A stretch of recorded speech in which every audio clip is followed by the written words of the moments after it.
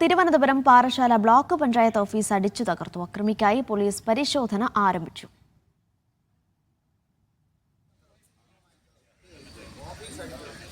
വന്ന അക്രമികൾ ബ്ലോക്ക് പഞ്ചായത്തിൻ്റെ വാഹനം തകർത്തിട്ടുണ്ട്. ഡോറ് കുത്തി തുറന്ന് അകത്ത് കയറി ഓഫീസൊക്കെ അടിച്ച് തകർത്തിട്ടുണ്ട്.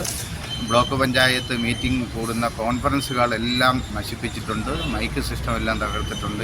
ഇത്രയുമാണ് പ്രാഥമിക നിഗമനത്തിൽ നിന്ന് ഞങ്ങൾക്ക് മനസ്സിലാക്കാൻ വേണ്ടി കഴിയുന്നത്. ഇനി ബന്ധപ്പെട്ട നമ്മുടെ സർക്കാർ രേഖകളോ മറ്റിതര കാര്യങ്ങളോ എന്തെങ്കിലും കൈമോശം വന്നിട്ടുണ്ടോ എന്നുള്ളത് പരിശോധിച്ചതിന് ശേഷം മാത്രമേ പറയാൻ വേണ്ടി സാധിക്കൂ.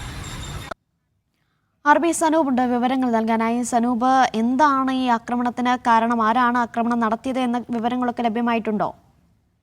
അനിഷ, കഴിഞ്ഞ ദിവസം രാത്രിയിലാണ് പാറശാല ബ്ലോക്ക് പഞ്ചായത്തിന്റെ ഓഫീസ് ഒരു അക്രമി അടിച്ചു തകർത്തത്. ആരെന്നുള്ള കാര്യത്തിൽ ഇതുവരെയായിട്ടും കണ്ടെത്താൻ കഴിഞ്ഞിട്ടില്ല. പാറശാല പോലീസ് ഇപ്പോഴും പരിശോധന തുടരുകയാണ്. ബ്ലോക്ക് പഞ്ചായത്ത് ഓഫീസിന്റെ കോൺഫറൻസ് ഹാൾ, അവിടെ ഉണ്ടായിരുന്ന സൗണ്ട് സിസ്റ്റം, അതുപോലെ തന്നെ പ്രൊജക്ടർ എന്നിവയൊക്കെ അടിച്ചു തകർത്തിട്ടുണ്ട്. അതുപോലെ ബ്ലോക്ക് പഞ്ചായത്ത് ഓഫീസിന്റെ വാഹനങ്ങളും, അവിടെ നിർത്തിയിട്ടുള്ള വാഹനങ്ങളും തല്ലി തകർത്തിട്ടുണ്ട്.